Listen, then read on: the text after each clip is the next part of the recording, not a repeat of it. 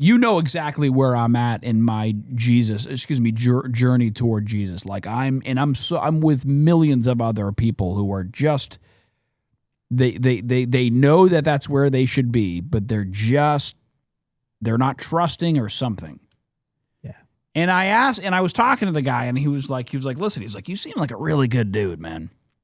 But he goes, don't wait too long to get saved, because, you're going to go to hell. And I know that's the way it sounds. And I mean, that is really hard to hear. And it's almost offensive. And I was talking to a buddy of mine, and he was like, yeah, that's that born again talk. Yeah, that's real born again. How do you respond to that? I do know where you are, and I know where a lot of people are at. And it's hard because it's like we want so much so to rely on ourselves in some capacity, where it's like, pick myself up by my bootstraps no matter how bad it gets. Like I'll work, I'll overcome it. I'm strong. And we feel like we can trust more in ourselves in those moments rather than trusting in the all-knowing, all-powerful creator of everything.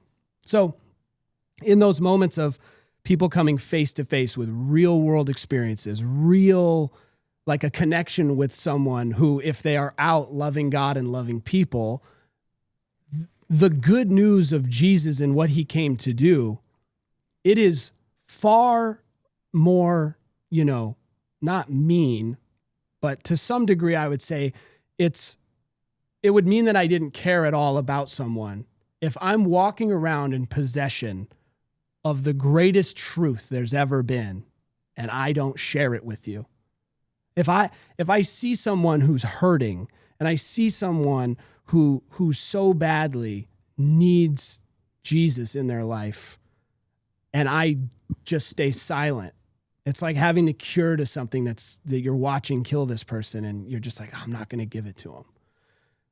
We are called to love God and love people, and when we study the life of Jesus and we see what truly took place in his life and through his death and through his resurrection, it's not so much about fearing hell, because the same way that it's like if you're at a baseball game and you're up to bat and then like you're just in your head, you're just like, don't miss, don't miss, don't miss, don't miss.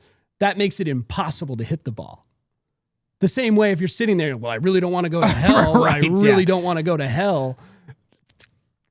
That's not it, Like you have to first realize that like all you can do is accept God's grace and love.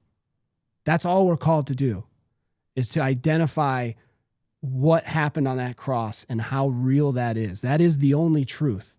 The only truth left in a dystopian world will be the Holy Bible and what took place. I said this to you weeks ago, I think. It was like, Brian, the greatest thing that's ever going to happen in all of the history of the universe has already happened. Yes. And it was Jesus. So like the focus on that and learning more and praying and just reading those stories that are in that Bible and understanding the truth that's in there, it is a transformative power, because even though those books of the Bible were written by the hand of a man, it was breathed by the Holy Spirit. It was all done under the sovereignty of God. And so God speaks to us through that word, and it's been preserved and translated and spread around the world. And people are more and more than ever, I'm sure with Charlie Kirk and all these other current events where Christianity continues to kind of be drummed up in conversation, and it kind of became a buzzword. And I know this administration and other more recent events, like we almost seem, do you hear about it way more now than ever? Do you feel like it's way more? What? Christianity, I do. Just in everything. I do. I feel like there's been a big resurgence of people seeking Christ, and, including myself. And I know the algorithm sort of enforces that, or sort of, reminds me of that's where I'm at. But like, I think there's something to it, especially Gen Z, which is real. I think they're sick of the bull, dude. I think they know where this is heading. When you hear the truth and you encounter it, you encounter the living God, why would you keep looking? It's like if you were a pirate with a pirate map and you see the dots that go to the red X in the sand and then you dig up the treasure and find it. That's it. You found the treasure. You have discovered. But how did you know that it was the treasure? How did you know that? Because you say truth like it's, I don't know. Like, I mean, because you did the Instagram following thing and the women and the drinking and the drugs and stuff. And then when you found the Lord, it was like, oh, that's it. Yeah. How did you know that was it though? How did you know that's where you landed was the destination? Yeah, it's hard to put words to that feeling. I mean, it was, and sometimes Aaron at New Life, the lead pastor over there, he's been so great helping me through this stuff, and just I could talk for hours about it. I think it's like really major to think about sometimes these things aren't like the sky cracks open with lightning and angels and light, and it's like your come to Jesus moment isn't like a movie.